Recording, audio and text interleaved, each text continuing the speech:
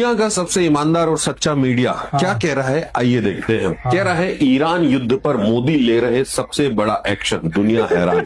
यही नहीं, आगे बहुत कुछ है। पीएम मोदी ने घुमाया फोन, नेतन्याहू लेंगे फैसला। आगे पीएम मोदी खत्म कराएंगे ईरान इजराइल की वॉर। आगे नरेंद्र मोदी महायुद्ध पर फैसला करने जा रहे हैं, महायुद्ध पर फैसला करने जा रहे हैं।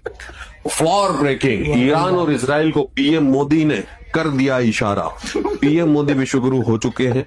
ईरान इजराइल जंग के बीच पीएम मोदी का बड़ा एक्शन। ये भारतीय मेन स्ट्रीम मीडिया है गुरु।